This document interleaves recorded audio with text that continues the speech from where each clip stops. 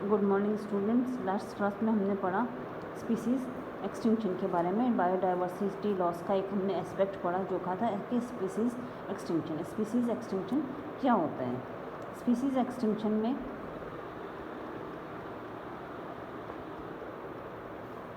किस तरह से स्पीसीज़ एक्सटिंक्ट होती है, किस तरह से रेयर होती है, कौन सी स्पीसीज़ होती है वो एक्सटिंक्शन के लिए उसकी प्रोबेबिलिटी ज़्यादा होती है। उस आधार पर स्पीसीज़ एक्सटेंशन के अलग अलग क्लास बनाएंगे। आज हम पढ़ेंगे कॉजेज़ क्या होते हैं, क्या कारण होते हैं जिसके कारण कि स्पीसीज़ एक्सटेंशन की लिए जाती हैं।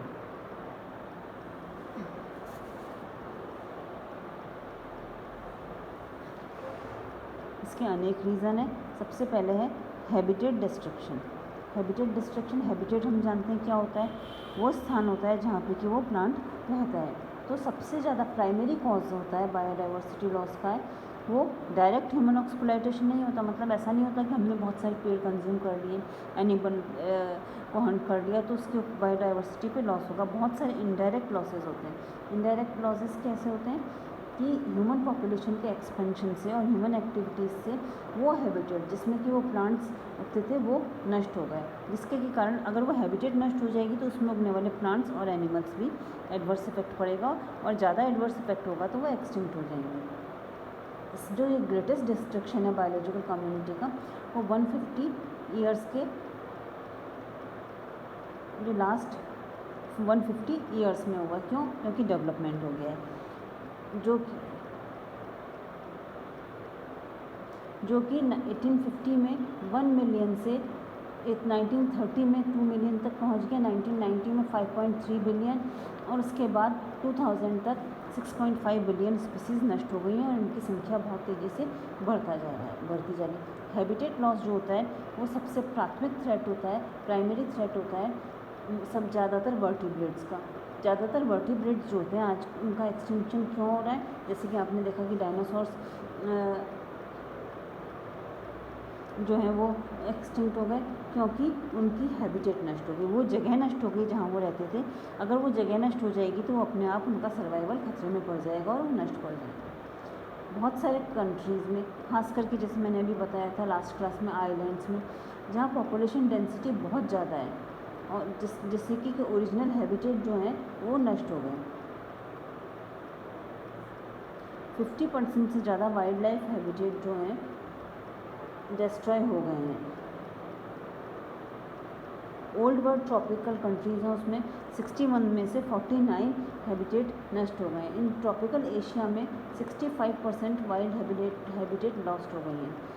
इसके साथ ही साथ जिसमें भी हाई रेट ऑफ डिस्ट्रक्शन है वो बांग्लादेश में 94%, हांगकांग में 95%, श्रीलंका में 85%, वियतनाम में 80% और इंडिया में 80% है।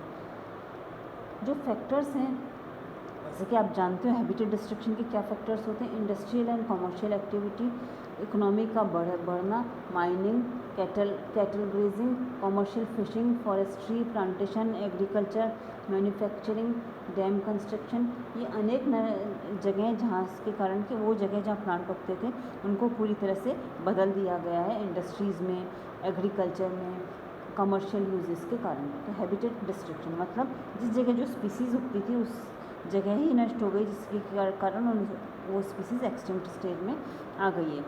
फिर हैबिट फ्रेगमेंटेशन दूसरा है हैबिटेट फ्रेगमेंटेशन। हैबिटेट डिस्ट्रक्शन होता है, हैबिटेट फ्रेगमेंटेशन होता है। अब कोई बहुत बढ़िया एरिया था वहाँ पे रोड्स बन गई या वहाँ पे कोई इंडस्ट्री लग गई तो वो हैबिटेट थी वो अनेक टुकड़ों में टूट गई, उसका फ्रेगमेंटेशन हो गया, अनेक छोटे छोटे टुकड़ों में टूट गए जिसके कारण कि रहने वाली स्पीसीज़ पे एडवर्स इफेक्ट पड़ा। जो हैबिटेट्स बहुत बड़े एरिया में थे वो रोड्स के, टाउन्स के, फील्ड्स के, कैनाल्स के, पावर लाइन्स के बनने से फ्रेगमेंट हो गई, छोटे छोटे टुकड़ों में टूट हो गई। हैबिटेट फ्रेगमेंटेशन एक प्रोसेस होता है जहाँ की लार्ज कंटिन्यूस एरिया जो होता है हैबिटेट का वो एरिया उसका कम हो जाता है या 2 या 3 पार्ट में बढ़ जाता है। तो habitat fragmentation is the process where a large continuous area of habit is both reduced in area and divided into 2 और मोर फ्रेगमेंट्स। जब हैबिटेट डिस्ट्रॉय हो जाती है तो उस एक बड़े एरिया की जगह छोटे छोटे पैचेस हैबिटेट के बच जाते हैं और साथ ही साथ वो मॉडिफाइड भी हो जाते हैं और डिग्रेड भी हो जाते हैं जिससे कारण कि वहाँ एनिमल्स जो होते हैं या जो स्पीसीज़ होती हैं उनके ऊपर बहुत एडवर्स इफेक्ट पड़ता है वो एक्सटिंक्ट स्टेज में पहुंच जाती है। तो हैबिटेट डिस्ट्रक्शन, हैबिटेट फ्रेगमेंटेशन, फिर है habitat degradation and pollution. Habitat degradation और पॉल्यूशन भी स्पीसीज के एक्सटिंक्ट होने का एक कारण है। इसका भी इफेक्ट जैसे कि हमने कहा कि कुछ एक्टिविटीज़ का इफेक्ट कुछ स्पीसीज पे ज़्यादा पड़ता है और कुछ स्पीसीज पे कम पड़ता है।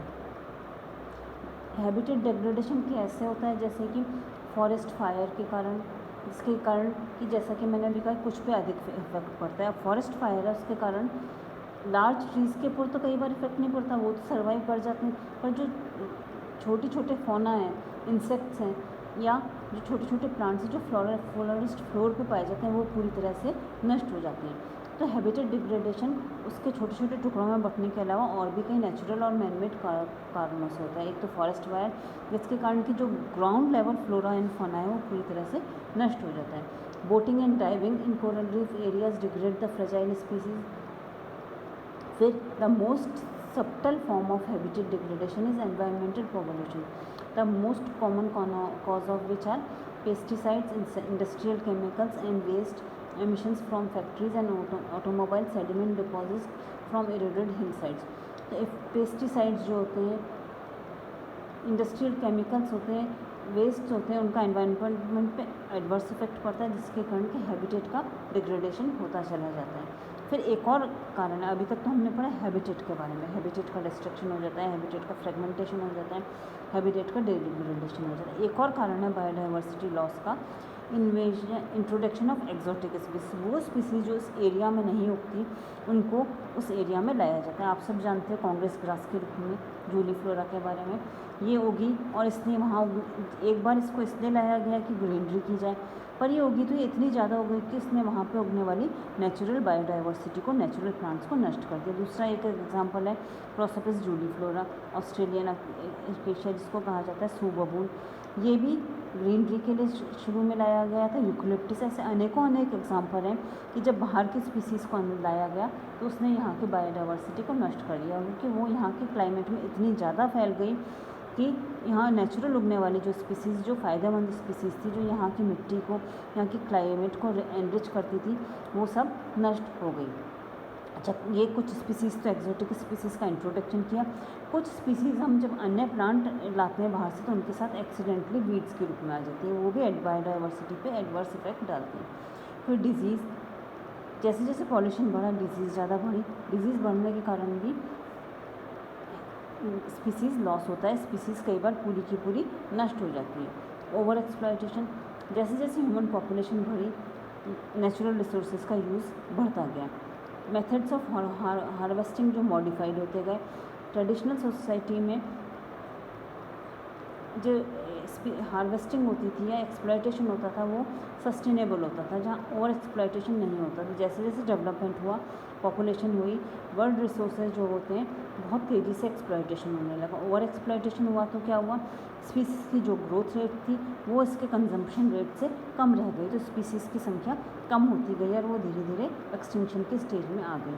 फिर एक और रीज़न आप लोगों ने सबने सुना होगा, जो भी स्टूडेंट ग्रामीण इलाके से हैं उन्होंने खासतौर पे झूम कल्टीवेशन और शिफ्टिंग कल्टीवेशन। शिफ्टिंग कल्टीवेशन मुख्यतः ट्राइबल एरियाज़ में, नॉर्थ ईस्ट में और ऐसी जगह पे पाया जाता है जहाँ ऐसे छोटे फार्मर्स हैं जिनके पास ज़मीन नहीं है और पूरे संसाधन नहीं है, या फिर ऐसे फार्मर्स जो उन एरिया जो कहीं स्थायी रूप से नहीं रहते और वो 2-3 साल में घूम घूम के कृषि करते हैं। वो क्या करते हैं, अगर उनको अपने जीवन निर्वाह के लिए कुछ ना कुछ आवश्यकता होती है, उनके पास ज़मीन होती नहीं है, रिसोर्सेज होते नहीं है, तो क्या करते हैं, एक पूरी लैंड पे आग लगा देते हैं।